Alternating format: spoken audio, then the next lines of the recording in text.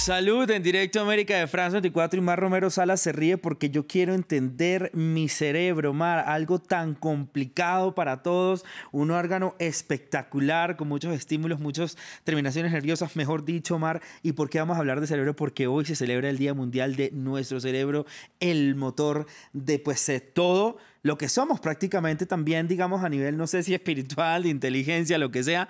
Vamos con una historia, un dato curioso y un bulo, Mar. Buenos días, Raúl. Efectivamente, creo que si tú quieres comprender el cerebro, todos queremos comprender el nuestro, pero es que ni los científicos haciendo las investigaciones más avanzadas todavía han logrado entender el total de su funcionamiento. Pero como decíamos, vamos a empezar con este dato histórico. Para eso vamos a viajar al continente africano, a Egipto, más de 3.000 años atrás, en 1600 a.C.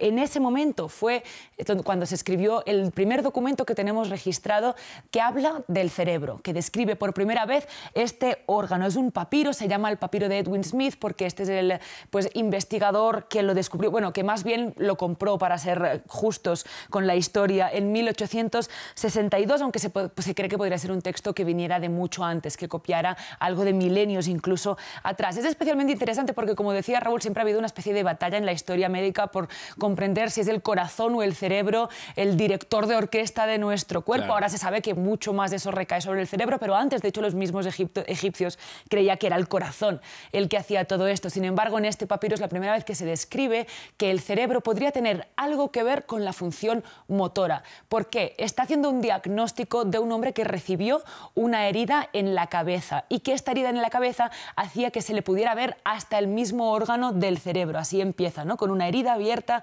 en la cabeza que penetra hasta el hueso. Describe que este cerebro tiene una forma de cobre fundido y también describe que tiene pulso, es decir, que sienten cómo vibra el cerebro, ¿no? Además, pues como decíamos, describe que este hombre tiene dificultades para andar y por eso decimos que es esa primera asociación, al menos que se sepa, que se hizo en la historia de la medicina entre el cerebro y las funciones tan vitales como caminar. Mar, bueno, ahora ya sabemos mucho más de nuestro cerebro, ¿no? ¿Qué vamos a ver ahora? ¿Cómo continuamos este repaso por este órgano? Hablabas del corazón, Mar, y yo también digo que, pues, obviamente de la manera romántica, pues uno dice el corazón, pero todo lo que sentimos está acá, todos los estímulos que uno manda, cuando uno siente amor, cuando uno siente tristeza, miedo, pues todo viene de aquí y pues lo manda todo el cuerpo. La gran mayoría de todos estos sentimientos son hormonas que reciben los neurotransmisores y que provocan, pues, todas esas reacciones en nuestro cerebro. Hoy en día, como decía, sabemos mucho más, aunque bueno, todavía falta mucho por saber, y empezamos por algunos datos curiosos. Por ejemplo, sabemos que tiene al menos 86.000 millones de neuronas, aunque se cree que podría ser incluso más, podrían ser, algunos dicen que 100.000 millones. Sabemos que la información viaja tan deprisa, mucho más deprisa, por ejemplo, que un coche en su velocidad habitual de carretera, 240 kilómetros por hora. Eso significa que pasa una fracción de segundo entre que, por ejemplo, sientes una hormiga en el pie hasta que tu cerebro recibe esa información. Y también sabemos que supone el 2% de nuestra masa corporal, pero requiere hasta el 20%, una quinta parte de todas nuestras necesidades de oxígeno y de calorías. Entonces, hablando de calorías, precisamente, te quería preguntar, ¿tú eres de esos que se pone de mal humor cuando tiene hambre? Yo, no, sabes que últimamente no me ha pasado, pero hay mucha... Mira, Laura, nuestra productora, nos dice que ella sí. Ella sí, bueno, pues Laura y yo somos dos, al menos a ti algún neurotransmisor te está fallando, porque ese es el dato curioso que queríamos explicar hoy, ¿no? Ese fenómeno de que la gente se pone como irritable cuando no ha comido. ¿Por qué? Bueno, el cerebro detecta que es momento de comer por varias cosas. Una de ellas, por ejemplo, el nivel del estómago, si está lleno o está vacío, pero también por el nivel de azúcar en sangre. El cerebro necesita una cantidad gigante de glucosa para funcionar, mucho más en cualquier caso que otros órganos de nuestro cuerpo. Y para contrarrestar esta falta de glucosa cuando no hemos comido bien, el cerebro manda unas órdenes de producir una serie de hormonas que ayudan a mantener precisamente el nivel de glucosa en sangre. ¿Qué hormonas son? Pues una es la adrenalina, muy conocida, otra es el cortisol. Las dos son hormonas que se generan cuando, por ejemplo, estamos estresados o en situaciones como de lucha, de supervivencia, incluso. Entonces, esa es una de las explicaciones que manejan todavía, de hecho, una hipótesis por este fenómeno de que algunas personas se pongan irritables cuando tienen tienen hambre. Sin embargo, como decíamos, tampoco se tiene la completa certeza de esto porque nos falta muchísimo para comprender y desvelar del todo a este órgano. Hablabas algo también de la velocidad del cerebro, la velocidad en la que pensamos, más de 240 kilómetros por hora, y yo creo que también...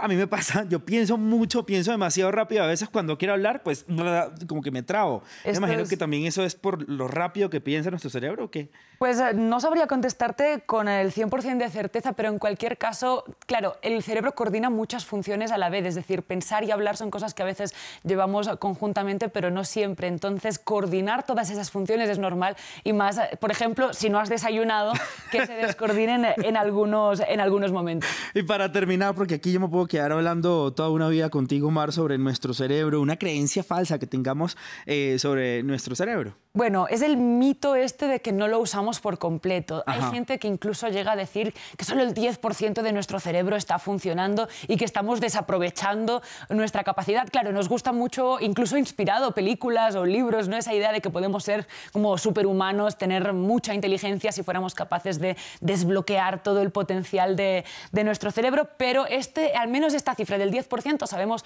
con certeza que eso sí es mentira. ¿Por qué? Por ejemplo, pues para realizar una función tan básica como es caminar, ya usamos más del 10%, al menos de regiones del cerebro. Están implicadas funciones motoras, pero también el equilibrio, también la visión, la percepción del espacio, la decisión, y eso ya ni siquiera pues las personas que van caminando y van pensando. Imagínate ahí todas las áreas del cerebro que están activadas, muchísimo más que el 10%. Tampoco es cierto si lo pensamos en el 10% de las neuronas. Decíamos que tenemos miles de millones de neuronas. Tendría muy poco sentido evolutivo ni siquiera que un órgano del cual solo usamos el 10% nos requiera el 20% de las calorías, claro, o del oxígeno que tomamos. ¿Qué sí que es cierto que puede inspirar un poco eso? Bueno, pues que el cerebro tiene una capacidad de reorganizarse increíble que tampoco comprendemos del todo todavía a día de hoy, pero que hay personas pues que es verdad que se les ha dañado parte del cerebro, que por algún motivo no les funciona, y que el cerebro es capaz igualmente de cumplir todas las funciones vitales y de funcionar con normalidad porque es un órgano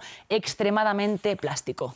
Y aquí pues nosotros, Mar, lo utilizamos muchísimo para las personas a lo mejor que no saben. Por ejemplo, nosotros estamos leyendo aquí la noticia, nos están hablando por acá, estamos pendientes de la hora, estamos pendientes de lo que sigue, pues ahí uno va también como ejercitando el cerebro. Lo importante es usarlo, leerlo, mantenernos siempre como una actividad. Mantenerlo activo. Y no solo eso, sino también es muy importante decir que la sociabilidad, el no estar solos, el ejercitar el cerebro también en el ámbito social, sí, hablar con gente, conocer, eso también se ha demostrado que es una de estas cosas que ejercita, digamos, el cerebro y que de hecho puede prevenir a largo plazo algunas enfermedades. Mar, te tengo que despedir porque si no aquí ya Laura me mata porque tenemos que ya entonces, y con hambre, peor.